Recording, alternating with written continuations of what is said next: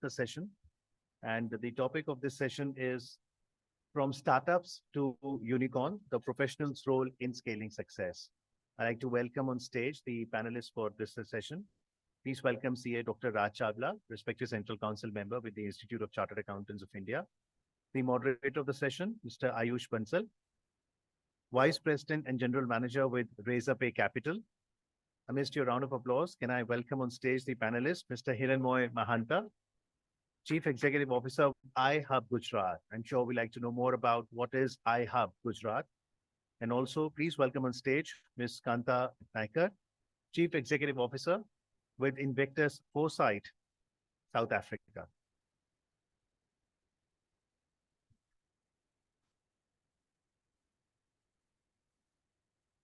So on the topic from startup to unicorn, how the professionals can play a role in scaling up the success. Let's hear the thoughts. I'd like to invite, first and foremost, CA Dr. Raj Chawla, Central Council member, ICAI, for his opening remarks. Sir.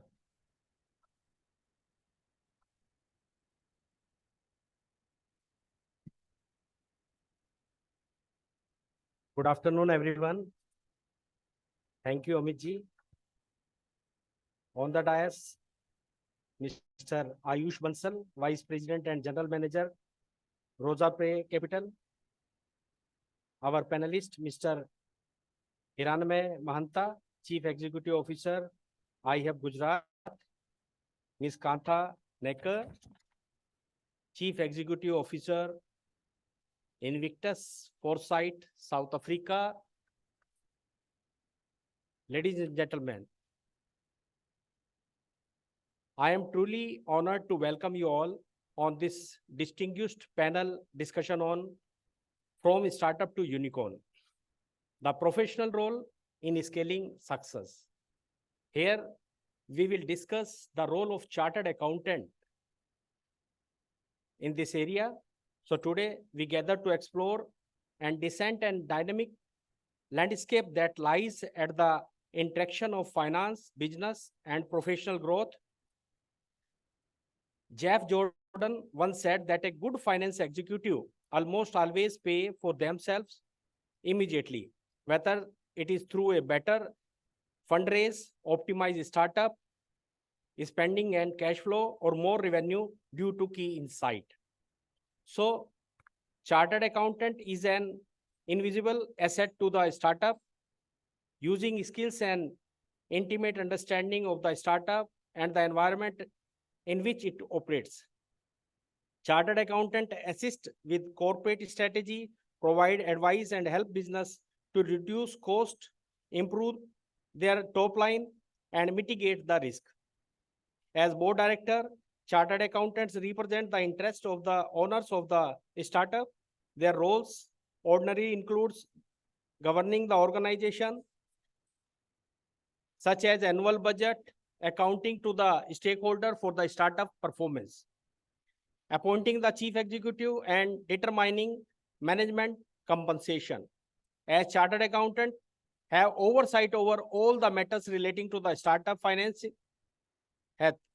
This includes creating and driving the strategic direction of the business to analyze, creating, and communicating financial information. As internal auditor, chartered accountant provide independent assurance to management that the organization's risk management, governance, and internal control process and operating effectively. They also offer advice on areas for enhancement. To build a strategic finance function from the ground up, strategic focus, automation, and communication with the business about financial data. With strategic focus, I mean, if the goal is to set finance up to provide strategic value to the business as it scales, accounting tools and processes in place to the organization, financial data from the perspective. More often, startups are missing the forwarding thinking that focus on answering strategic business questions. Automation, on the other hand, reduce the amount of work in finance need to do, while other enabling a much more gradual level of data quality. It is the key to scaling strategic financial management without always having to add new dimensions. Communication is a must. Once tracking all the right data through automated systems and looking at it through the financial lens, the need to starting financial information with business leaders as soon as possible.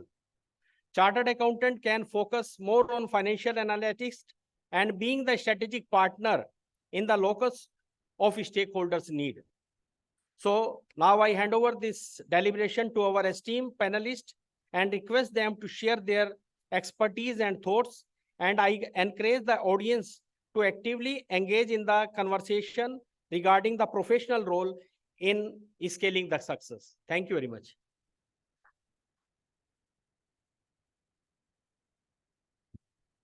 Thank you very much, CA Dr. Raj Chawla, for your opening remarks.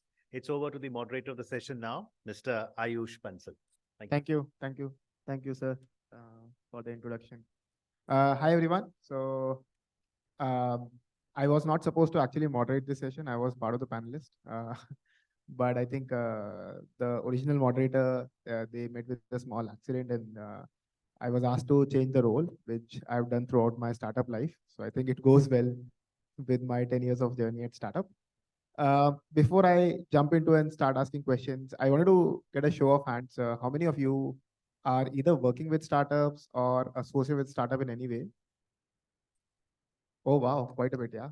Round of applause for all of you. Yeah. Awesome. So, yeah, I mean, we are here to talk about the startup journey and the status from startup to a unicorn. That's the topic of our panel. If I have to run down on how this journey has been the last 8 years or 10 years, 2014 is when startup economy started boosting. Razorpay also was started around 2014, 2015. From then on, we have close to about 100 unicorns as of today, close to about 80,000 startups which have been started or incepted from that time. About $180 billion of funding we've used in, right? And this number is going to grow even further, right? It is estimated that about 2 lakh of startups are going to come in by 2030, right? This number is going to go to, the funding amount is going to go to $1.5 trillion and all that, right? But all of this at the end of it become numbers. Like it has to be, there has to be some story or some connect behind this. And that is what we are going to talk about today, right? So my first question is about the first, and to Hiranmay, I can ask you that question. So in the current economy, we are hearing a lot of these words of EBITDA, NR, the profitability and all that, right? And there's a new term which has been popular in the market for last 2 years about startup winters. So what is your observation around it, and what is these terms exactly? Why are these relevant in the current state? So thank you. I think, first of all, I, on behalf of Government of Gujarat, welcome you all to this wonderful conference here. Let me tell a few facts how the ecosystem has moved. If I go back 8-10 years before, we used to have around 400, 500 registered startup companies in the country in 2013-14. And today, when we speak, we have around 100,000 registered startup companies. So one great thing has happened here. It's not that the numbers has moved from 400 to 100,000. There is a lot of cultural changes happened. So one way, when the initial wave of the startup ecosystem happened, a lot of venture capitalists used to teach us how to build companies, who actually used to be taught by their Western peers outside. You know, how financing happens, how technology get built, and that kind of syndrome. Slowly, in next 5-6 years, from 2014-15, we realized that probably we as a nation also need a very different socio-cultural context. Hence, we design our own methods, pedagogies, frameworks, and heuristics of this thing. You might have seen when we had a COVID hitting everybody around the globe, we moved from 1 unicorn per year to 1 unicorn per week syndrome. So in the phase of COVID, India actually produced 1 unicorn per week. And in 2014, when I talk about, we had 1 unicorn per year. So if you look at the numbers also, there is a lot of magic happening. And a significant factor of this magic is dependent on the enablers in the ecosystem. And very in what or our moderator was mentioning is every ecosystem is learning from each other, of course, the best practices. But as you know, India is great in terms of learning from others, but also doing its own game. So we designed our own methods. We are looking into profitability. We are looking into value creation. We are looking into solving the first billion people's problem, not the rest 5 billion people's problem, right? So I think the great thing has happened in this country by now is we have got a sanctity of how to create more companies for creating value rather than valuations. Of course, I'm not saying any of them is bad, but then putting priority on creating value, then going into an Excel sheet company has been taking turn now. A lot of young entrepreneurs that we support in our platforms at iHub see that syndrome. But of course, this has happened because of the role of mentors, the role of enablers like CAs and professionals who help guide these technology companies coming up. And herein, one important factors that I see that the professionals of chartered accounting and others play a very vital role in terms of influencing what are the kind of matrices that a founder and co-founder need to look into in longer run. And many often the advisory role or maybe the transactional support role or maybe the guiding role of all of you who told candidly that you're working with startups has been an enabler in making these figures from 1 unicorn per year to 1 unicorn per week, right? And this is a phenomenal growth. And even if unicorn is not only the one metrics of success of the ecosystem, it could be one among the many, but then even that one among many symbolizes many facets that how we're maturing, how domestic capitals are coming in. So yes, if you ask me, if I see 10 startups company coming to support to us, 5 to 6 or 50 to 60% are looking into more profitability, more value creation, more in terms of solving problems of society, industry at large. So I think we have learned in the last 8-10 years from our own experiments. And I'm personally super excited for looking into next decade of leading forward beyond being the third largest ecosystem. We can be number 2 and then number 1. Amazing. That's great to hear. And I think that aspiration we all need to share together of making India one of the largest economy. And I completely attribute to that fact, right? Like you have to get outside the valuation as a vanity metric and get inside the numbers and draw it over the Excels and see the true value that the business essentially gives. Kantha, the question to you, like you have worked with, so you are with Invictus, you're founder CEO there, and you help companies do the lot of strategic planning, etc. Right? In that domain, where does globalization come in, right? And you have been part of multiple geographies, right? So where does globalization come in this entire planning, and how can like CA professional essentially help the businesses do it? Thanks so much. I'm heartened by the fact that there are many people sitting here that have worked with startups and obviously understand that ecosystem.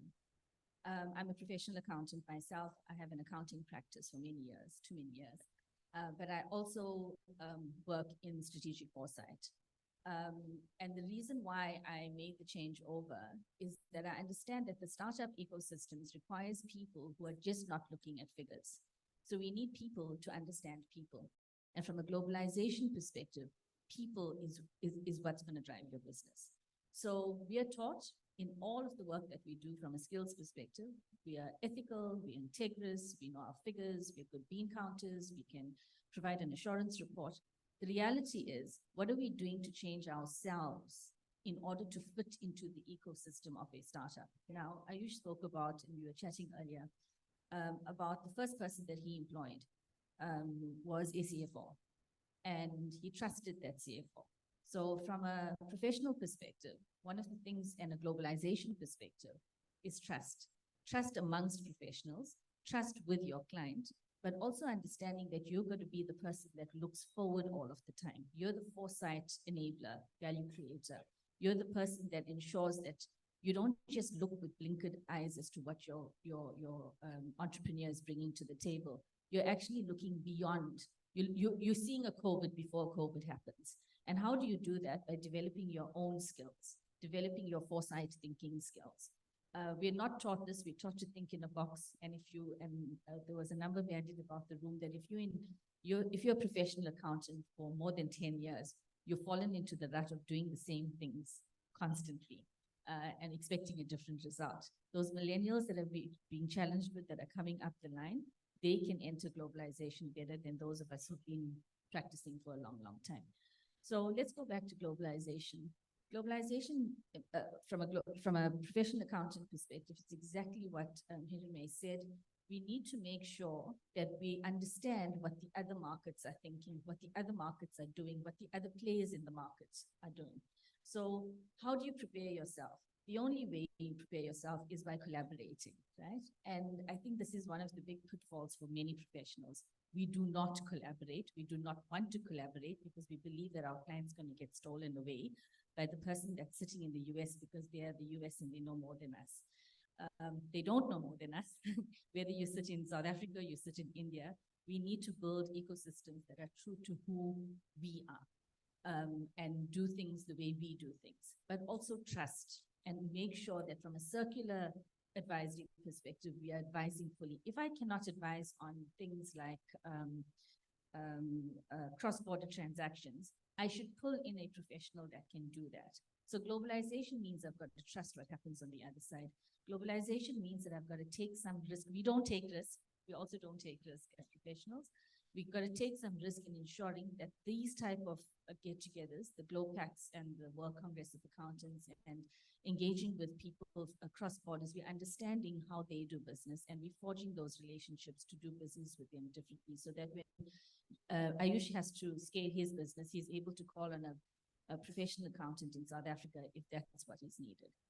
So globalization brings with it its own pitfalls, but I think we can navigate it if you've got an open mind as to how you're going to navigate it, and you, as I said, create a collaborative approach to how you take your professional business forward. A lot of the things that Hiranmay has suggested in the startup ecosystem exists in our professional ecosystem as well. So making sure that we create value rather than just report value. We look at the bigger picture. We look at sustainability, we look at technology, we look at people, and we ensure that we are preparing ourselves for what's going to happen in future. And there are a number of things that you can do to actually prepare. Awesome, Kantha. So I think being future ready, and I think the future is also borderless. The globalization is, I think the word is going to change in itself. And I think you emphasized on how everyone has to be ready on that. Hiranmay, going back to you, just want to understand the role of iHub Gujarat, right? Like we were talking about how you are enabling a lot of CAs to upscale themselves, right? You do conduct a lot of sessions. You're closer to the startup ecosystem. Just if you can talk about that role itself and your vision as a CEO perspective. Wonderful. So this is very interesting. iHub is a Government of Gujarat enterprise. We realize that like startups has a trajectory to follow, even ecosystems has a trajectory to follow. Now, as my colleague mentioned, an industry is as competitive as its people. And to build an ecosystem also you need people, right? Like all of you are helping in some part or the other in the ecosystem. So what we realized is there are 3 to 4 layers. So if I give an analogy of a pizza, so the first layer of the bread is the layer where we get all the innovators, the startups, the ideas, the founders, and all. So that's typically available through universities, incubators, accelerators, pipelines. So that's one game. The second game is once these ideas, these minds, these co-founders, founders exist, you need people who can help them unlock value, like CAs and professionals, investors, mentors. So these are like the cherries and berries on the top of the bread in the pizza, right? And then comes something called the cheese, which binds these two. That's what we are, the government, right? We make sure that these two components are binded well, and it make a good recipe together. So iHub as an institution is trying to bring these enabling stakeholders and the people who are trying to take enablement together and making sure that the journey of mind to market is smoothened. So when I mean the journey of mine to market, there of course death valley comes. Sometime it is at the funding stage, sometime in the scaling stage, uh, sometime in the stage of going globalized ecosystem. So what we are trying to do is build an ecosystem of all the enabling layers in the state. And therein, the chartered accountant professionals play a very vital role. I will tell you how. So 2 years before, with help of the chapter here in Ahmedabad, we realized that if we need to look at the data of the investment that comes to the startups, last year it was around $34 billion came to investment in startups, and out of $34 billion, around $30 billion came from abroad, right? So hardly, and also from that $4 billion of local money, around $3 billion came from some of the public funded fund of funds and other schemes. So that means hardly $1 billion of local angel or HNI money came into the startups. So this is a very, very irony of how the other part of the investment ecosystem globally works. So the problem statement lies, and what we are trying to solve with ICAI and other professional bodies in India now is, can we still run the show where local minds will marry global money and survive? Or can we also anticipate something where local minds can marry local money and grow? So I'll little repeat. By now, if I say $30 billion out of $35 billion coming from outside PVC funds, that means a lot of our initial IP, a lot of our initial operational control will let loose because you don't have those financial ecosystem here. So we decided that with the help of the CA communities, we will start something. So we started a program called CA as Asset Builder or Value Builder. And we realized that somehow the chartered accountant professionals were trained for value optimization or not of value creation. And that's not their fault. That's the the mandate is. But then we realized that alongside your value optimization, can you also do value creation? Because you, along with these young entrepreneurs, can really unlock a next set of value. And there we worked with around 500 CAs in the state and try to look at how we can build their capacity. How can we make a common lingo between the technology world and the financial world? How these people who are creating and those who are trying to help them can come together. And initially it was tough because both sides started behaving like each of them know better than the others. But then slowly they realize that they're actually complementing or competing. So the tech world and the financial world. And if I say this year, around 100 odd chartered accountant professionals have become angel investors in the States.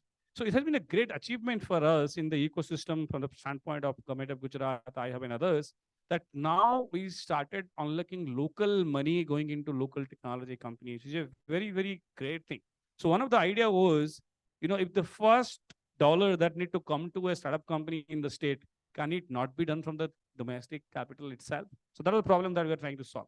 And today, more often than not, in 2 years, we have partially addressed that problem. But of course, like my colleague mentioned, how can we learn from these best practices and rapidify or maybe scale up these multiplying facts?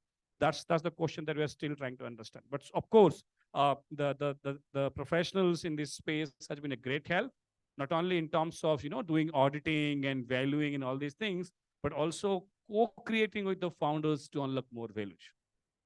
Makes sense. So if I have to put things in perspective, right? Like, what is the current estimated percentage of fundraising happening from outside India, and how is it going to change over the next 5-6 years? I mean, we are absolute. I can say I'm a dangerous optimist. I believe this figure is not more than 75% at present, but in a decade we should flip it. 25% should come outside, 75 should come here, and that will be a really, really game changing. Yeah, and in one of the sessions in the morning, they spoke about how Indians would be going and investing abroad, right? In fact, if you allow me a moment, I will tell you how this perspective works. So if I divide the entire startup ecosystem evolution in 20 years, starting from mid-90s, when the Googles of the world came from Stanford, the first 10 years was global minds went outside to capture global money to become a unicorn, right? In the first 10 years, mid-90s to early 2000. And then we are a great learner as a nation. in the next 10 years, local minds leverage global money to become unicorns. These are like Flipkarts of the world. So we flipped it. We use our domestic minds and still we didn't have capital, so we use global money. When we are talking here, we are talking about local minds and local money. And the game next 10 years should be local money and global minds. So we'll completely flip the cycle.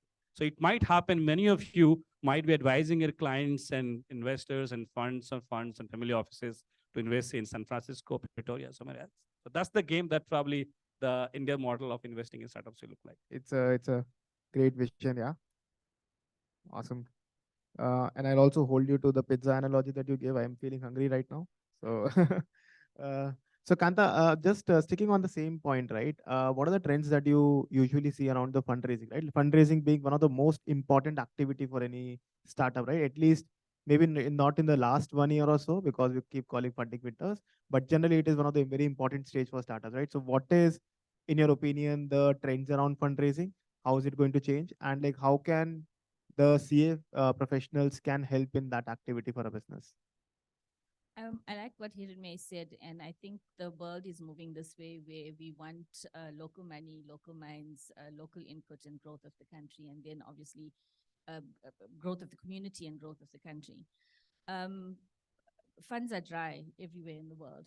And so when you speak to your entrepreneur, you've actually got to understand where you can actually plug into. And the only way you can do that as a professional is if you yourself have researched this sector, if I may call it that. But I think it's incumbent on every professional accountant to understand how they feed back. So we identify the entrepreneur, we walk alongside them, we go from startup to unicorn. It's about encouraging those unicorns to come back and feed into the system. And we had a discussion earlier where I understood that that's not happening, because people then make their gazillions and they sit with it and they don't want to feed it back. But you gave us a really good stat about, and it was a local Indian company. Just remind me. You spoke about, yes, Infosys. Infosys has created over 1,000, did you say? The founders have created over 1,000 startups, and obviously that's the cycle. So it's a circle. It's about us understanding that as accountants, we're there to advise, we're there to make sure that they build value, we're there to create value, we're there to report value, but it's actually a circle.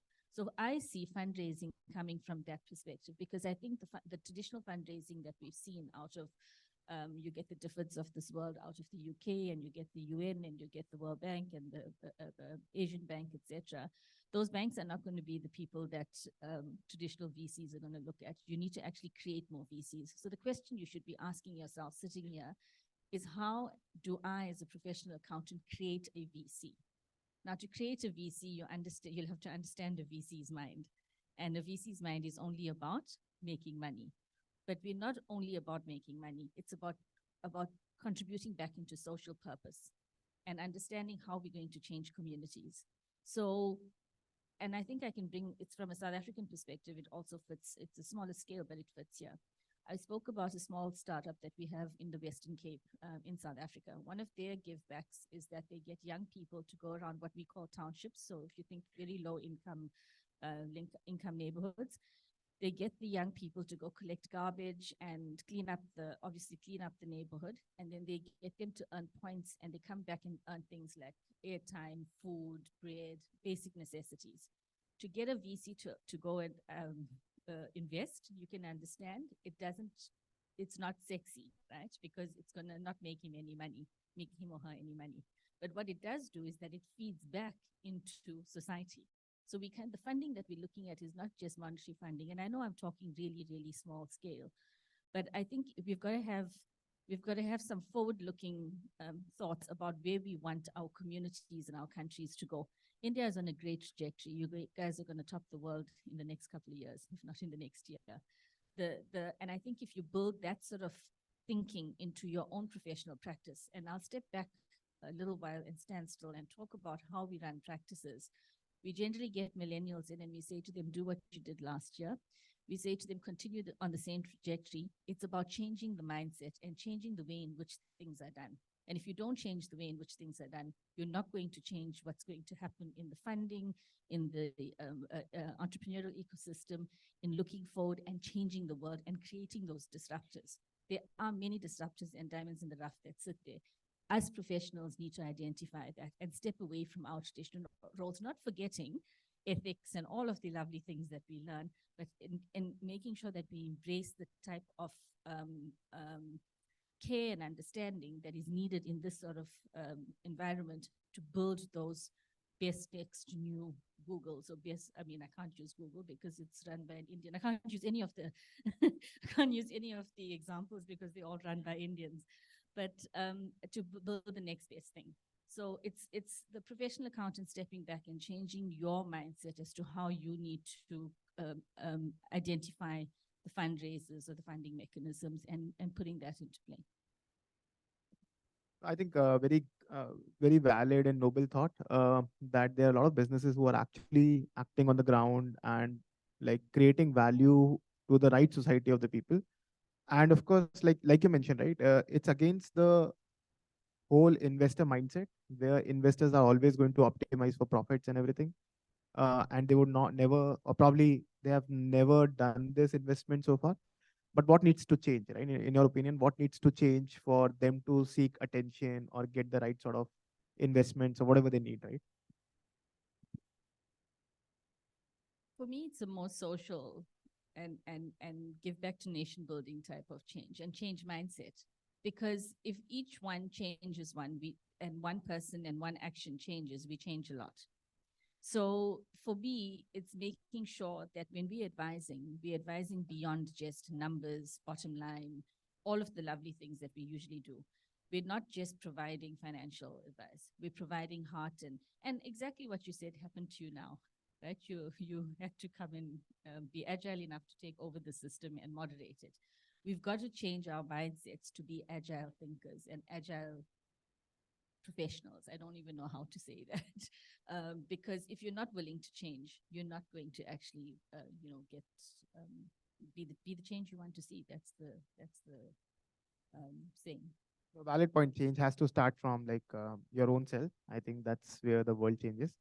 So Hiranmay, one question, right? Like when we talk about all this growth story, not everything has been a clean growth story, right? Like in the last 1 year, we have heard a couple of stories which the governance has gone wrong, or like investors have found something which they shouldn't have, right? And like what does a business needs to take care of right from the early days, right? And then to ensure, like, at what point do business start investing in the corporate governments, and why is it important?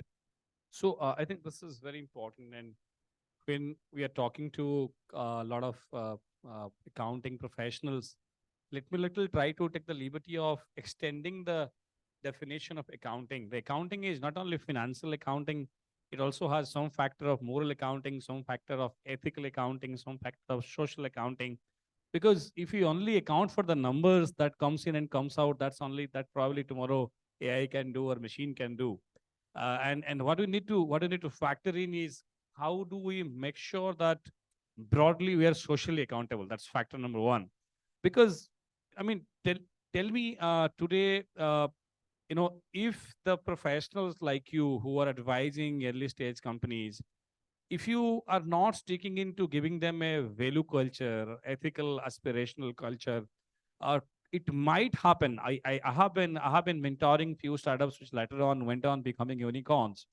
And when I talk to them and see some of the avoidable things which happens today in public platforms, I realize that all these things are consequences of that little bit of ultra greed and ultra non-professionalism that we bring in the factor that we want to grow fast.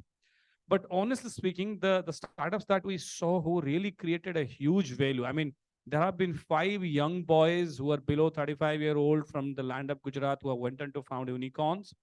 I have been interacting with them since they started the idea on paper. And if you ask me what one thing differentiated them, then the first thing is they were as ethical, they were as accountable in day zero and day end or day to day, right? And probably this part of ethical governance was imbibed in the founder spirit by their mentors, by their board, by their advisors, by their accounting support systems, right? And this is a very integral part that if all of you are playing some or other role in helping startups, I'm not saying there should be a unicorn or $1 million company, but the degree of ethics is nearly similar in everybody else, right? So if we can try to imbibe that, that's a really important factor. I will tell you a story. We used to give hardly $1 million of grant to a few young startups, around 100 odd companies every year. And one day, one young boy comes to me and he says that, sir, what is the process to give you back a couple of $1,000? I told, why? He told me, I use the grant, I build the product, it's on the market, and I need to return some $30,000 of money because that's not needed, because what I submitted you as a proposal, around $1 million, this is the amount of money that is spent, and tell me a process how I can give you back. And of course, as you know, many times in government, we know how to give out. We don't plan how to take in, right? So I was talking to my accounting guy that how can we take this small little amount of money that the guy want to send me back. Then I tried to persuade him. I told him, Acha, why don't you take this money and do something else and give me a good report and tell me that you have done a great job. Then he told me very nicely, he told me, sir, for me, this money might be small, but this might be useful for somebody else, right? So when public taxpayer money is being accounted by young entrepreneurs such a ethical and such a responsive way, we feel proud being a public institution that that's India truly is. We care for every bit of small taxpayer money going into right places. And I think the same spirit also must be taken in the investor sides also. Sometimes giving a little bit of extra money is dangerous, little bit of lesser money is dangerous. So how do you really understand that affinity, that understanding of being ethical and taking it forward? And one thing that we do is we celebrate a lot of success stories. We follow corporate governance and proper methodology, just to give a message to others in the society that if you really do good job, society care for you. The best way to avoid negativity is to celebrate positivity. You can't start the other way. So what we do is we give a checklist to all our startup companies. We give a checklist to their board people. We give a checklist to our mentors. We say that, okay, you see, this is the certain things that you should do. Just to give an example, you will be surprised to know 22% of the startups that we support in the government in this land of Gujarat are founded by women entrepreneurs. And it has been a great facts to know that 22%, around 25% are by women entrepreneurs. And then one day, we tried to look into how many of these entrepreneurs have women in their boards in the startups. And then he looked at the figures are not very, very encouraging. So despite there are many women founders, the boards are not inclusive. So when we look at governance, it is not only the financial part of governance, it is the social factor of governance. It is the structural part of organization, all these matters. And hence what we did a small workshop of all the CFOs, all the CAs and the financial advisors. We told, okay, can we have a more balanced way of looking at how growth should be? Growth cannot be unilateral. The economy cannot be unilateral. It has to be inclusive. It could be less, it will be happy for value for money, but can it be designed more like value for many? And that's how we look it. So that is the way we also feel very responsible when we give grants and funds and other things to startups. And also we expect a little bit of proactiveness in terms of adhering to the best of standards of practices. And of course, that young boy told me, sir, I read the story of top 10 billionaires in US who made what US is. And he told me a very interesting thing, which all of you should take a note. And he told all the top 10 guys, they first competed to accumulate money. And then in the latter part of their life, they competed to distribute money back. Now, if this is going to be life, we should be competing for both. So this is the kind of approach that if you can imbibe with the startups, I think India's startup story will be very different. No, I think a very great point. And I agree that I think the governance is very, very important, especially in the current scheme of things. But my follow-up question to that is it more of a DNA thing or can it be nurtured, right? As an example, what Kantha spoke about earlier, right? Razorpay invested in getting a finance professional at a very early stage of our journey, right? And we gave them a seat on the table, right? So if, as an example, the budgets and everything were very tightly managed by our finance team. And if finance team says that let's say for the annual spends, we have to do a $5 million, and your product team or sales team comes out and says $10 million is what our ask is. We'll go to the finance person and listen to them. We'll give them a priority on that, right? So uh, if I'm sitting there in the audience and if I have that question, right, is there an expected change of behavior in people where the governance becomes more important, or can I influence that decision somewhere? Because if company doesn't want to put priority on governance, right, what can I do to change that? So one thing for sure, if you ask me, if so long as my experience working with Indian founders, lately in the last half a decade, many of them had some factor of that in their DNA itself. They just don't want to be a page three company. They really want to create value in long run. They want to be known for a good cause. But of course, there are certain policy measures which can make this ethical practice more scalable. So for the example, there are ESG compliances. There are certain amount of ethical, financial, structural compliances. But one thing that we are also looking into, and I will tell you how sometimes policymakers like us helps people be more accountable. This time, every year we fund around 100 startups here. And this time we made a resolution that if a founder comes back to us with a proper accountable, disclosable note that why they failed in the initial venture, despite adhering to ethical practices, we will give priority to fund them compared to others who pitched before us. And why do we did so? Because many often we don't disclose our good governances, ethical practices, because that disclosure is not incentivized. And we are trying to incentivize that at the policy system in the government structures and also the policy support system, so that people come and say that, hey, this is what good that we did. This is what probably bad happened because of external factors. So we are incentivizing people to put the disclosure that, okay, I did good thing, despite that I failed. And then we say, okay, your idea failed, but you succeeded, right?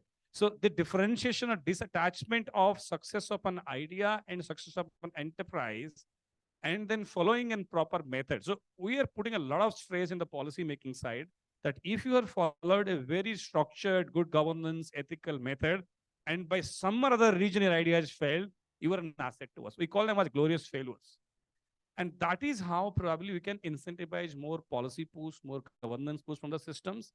And if we start appreciating that it is the idea is detached from the entrepreneur in terms of measuring the success, I think more and more people will value that.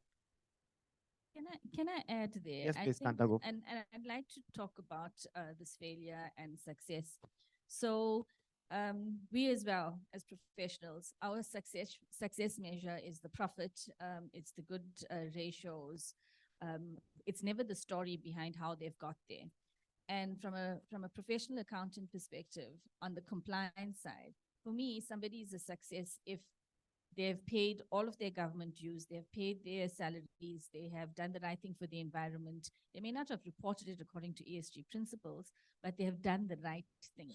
And so as an accountant, you have the power to be able to tell that story. And we generally don't hear those stories because small businesses, startups, don't have integrated reports. There's no ESG reporting yet in India. I don't think it's legislated, but it's coming because globally that's the feel and speak, right? So from an ESG perspective, as accountants, you could be adding to the narrative around how people report and what they measure and what they do, and that they do it right. For me, that is success. So if the guy is manufacturing paint and he's dumping half of the chemicals in the river, that's not a success story. A success story is him looking at the circular economy around his particular product. So I think we have a lot of power in our hands as professional accountants. They trust us. They know that we're going to produce the right figures, but we actually need to lead and mentor and coach with heart. And that only comes from you understanding yourself. So there's a lot of self-reflection to be done in what you're putting out there. Who am I? What do I stand for? And am I creating the successes around me? And what is that success? Is it just monetary success? It isn't. It's feeding into every aspect of that business: ethics, integrity, finance, environmental, social, and governance. If the governance is not there, the company is going to fail. Amazing, great thought. I think moral, ethical, and social, all three sides have to be covered when you're talking about the governance. And I think it's a very good example that you both gave. One last topic which I wanted to cover about, and because we're talking about the CA professionals collaborating with startups, and startups are essentially more technology oriented. So I wanted to bring the technology as an angle and talk about what is the current need of the hour in terms of understanding and being adapting to the technology. The previous session itself was on AI, right? I have a very personal anecdote to share, right? Like, so Razorpay has a lot of technological products and we build for chartered accountants, right? Uh, for us, it takes time for us to become collaborative to make them understand the need of these products. But once they pick this product, something like, let's say, Razorpay Payroll, once they pick it up and start selling in the market, it has a tremendous pull value, right? So is there a natural resistance towards technology, right? If yes, how can that be overcome? So it depends how long you've been in practice. And that was our 10-year mark, right? If you in practice more than 10 years, then you don't want to embrace technology. But I like what you spoke about in terms of what Razorpay is doing. So we've got to understand we're not traditional bean counters. That has gone out the window many, many years ago. So even if you're in practice more than 10 years, you should be in your suite of professionals around you, have your millennials and all of the other people that are challenging you to do things differently, to adopt the technology and to work with people like Razorpay, for example, who have other stakeholders that they work with. And I'm mentioning the names, but you all know them: Zero, Zoho Books, all of the payroll companies, etc. It's about doing things simpler, better, faster. And if you don't recognize that as a professional, then you're dead in the water, right? So we feed off your ecosystem and you feed off ours because you talk to the banks and we need you to make things simpler. So for me, establishing that relationship very early on in your practice, and there could be, if I'm looking around the room, there are people that are in practice for many more than 10 years. How many people have been chartered accountants for less than 10 years in this room? Lots of young people. So therein lies your answer and your solution. Find those young people, partner with them, their succession plan, but they're also the people that are going to push you towards the digitization and technology journey, and they're going to get you there faster. I call them digital warriors because they know a little bit more than you and I in terms of how to work all of the apps and everything else. But in addition to that, they are risk takers.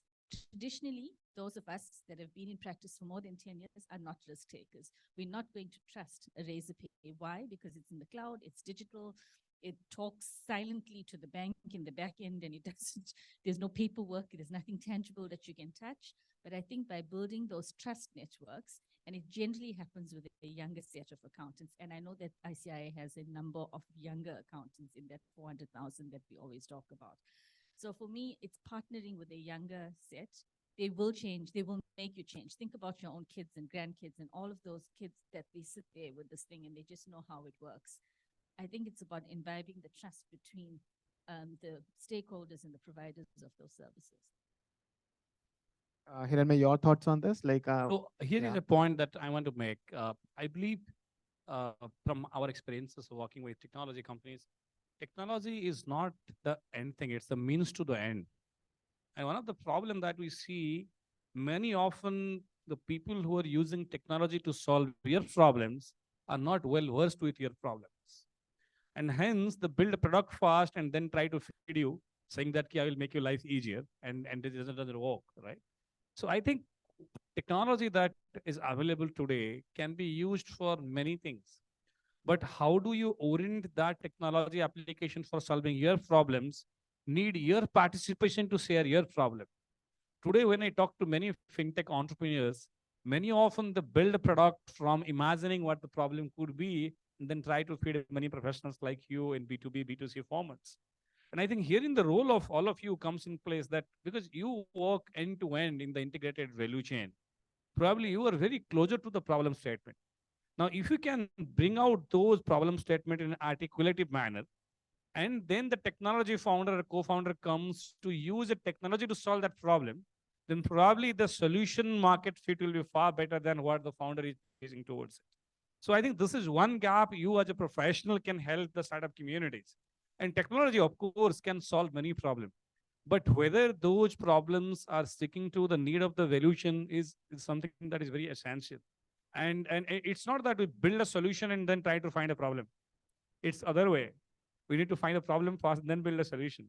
And I think I'm optimist that technology could be a very, very interesting thing. And of course, the adoption of technology is a little challenge because those who have been little not agile will find it a little tough. But sooner or later, that's not no more a choice. You have to do it, right? All of you have to do it. Only that maybe your younger colleagues will teach you rather than the senior most ones. But that's going to happen. But yes, one way in this space of finance and technology solving the country's problem or global problem, the real problem is how can you help us, the technology guys, find the real problem and then technology solving a problem. Great thought. I think really admire that. And a lot of technological waves we are already seeing in the personal lives, like telecom was a 2000s wave. Now it's an OTT, and like even like something as simple as the kind of mobile plans that you use, you have moved from prepaid to postpaid. All of these are signals that you're adapting it, you're moving to a SaaS economy. So all of these are very strong signals. Um, very soft plug, but if you want to know about Razorpay, we also have a booth. You can just attend that and know about more products. But I'll just come to audience questions, right? If anyone has a question, we can quickly take that. I'm mindful of the time. We have 5 minutes left. So, okay. Can somebody help with the mic, please?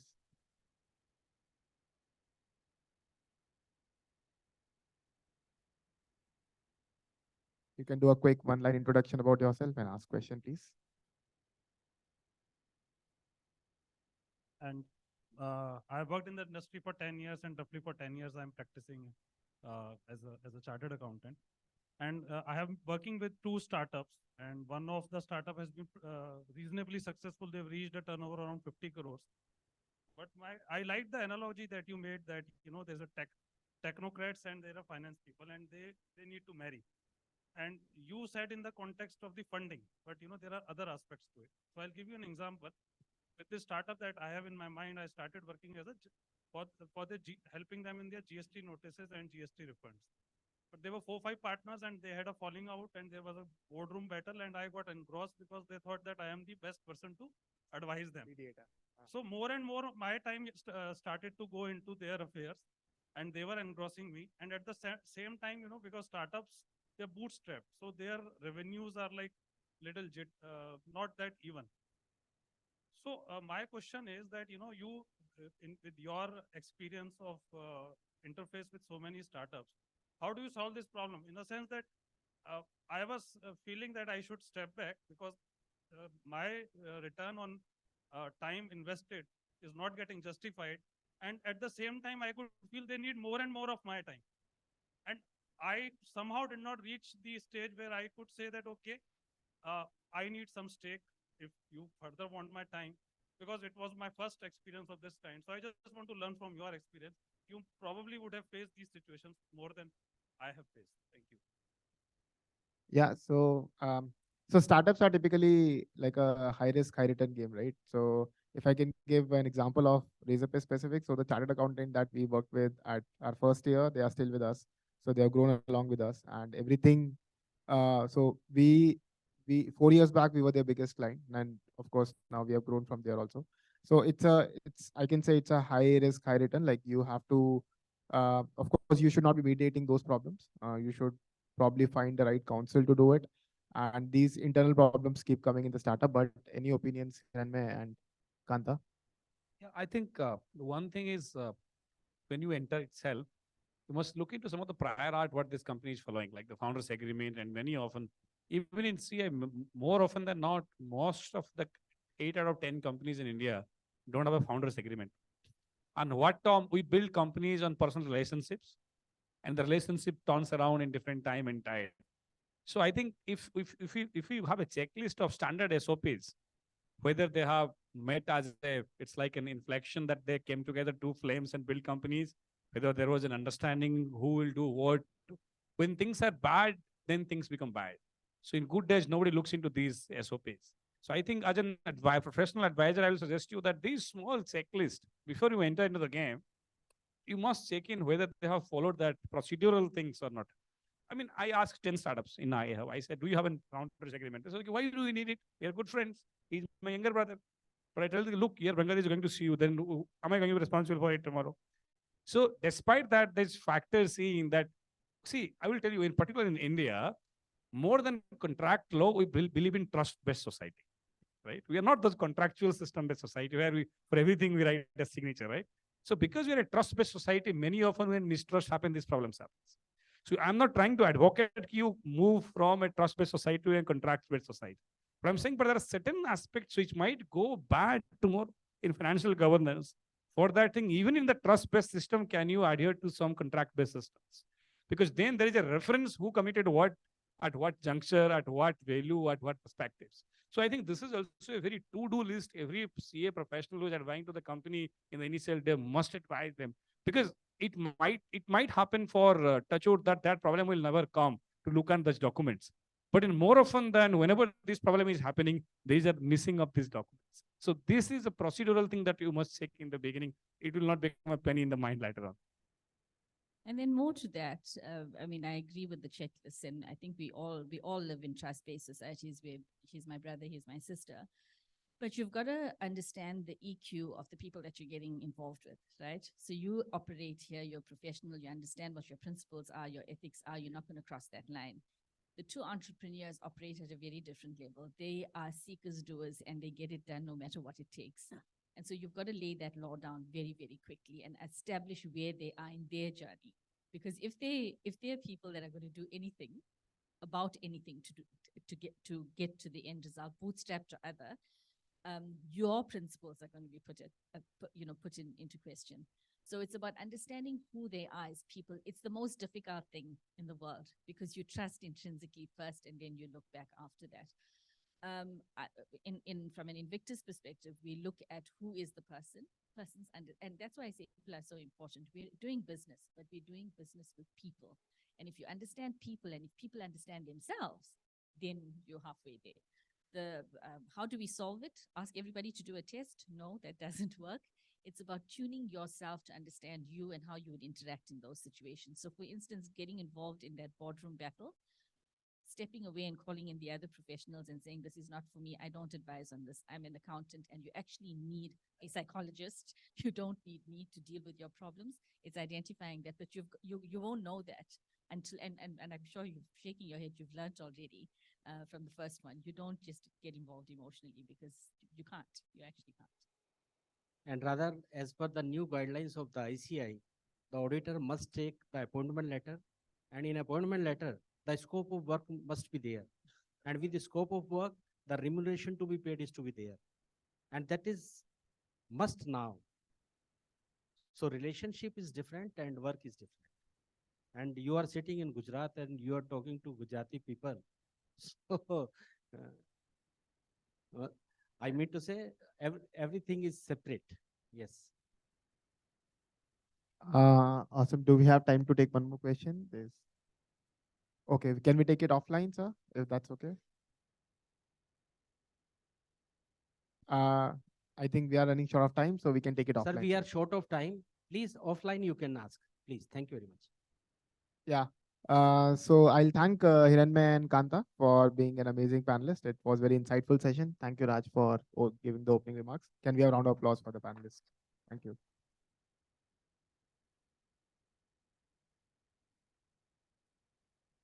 That you've got a lot of interest in the topic. I'm sure you can catch up with the panelists offline. Thank you to everyone for your insights on the topic. I'd like to invite you on stage now, CA Vishal Doshi, respected Central Council member with the Institute of Chartered Accountants of India, to please come up on stage and present a token of gratitude to the moderator, Mr. Ayush Bansal, Vice President and General Manager with Razorpay Capital.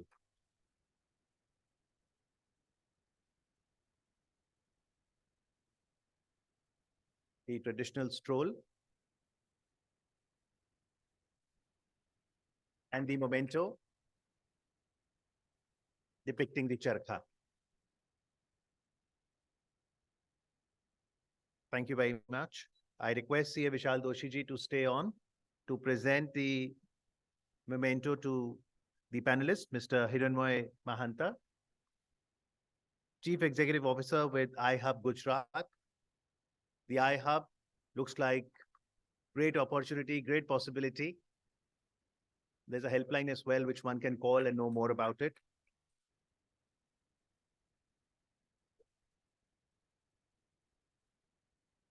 Thank you very much. I'd like to invite on stage Mr. Kotha Srinivas, Chartered Accountant, Central Council member with the ICAI, to please present token of thank you to Ms. Kantha Naicker, CEO with Invictus Foresight, South Africa. I hope CAs in practice beyond 11 years can also take to technology. Thank you, ma'am. So with that, we conclude this session, and we are now going to go to the next session, which will be the last session for day 2.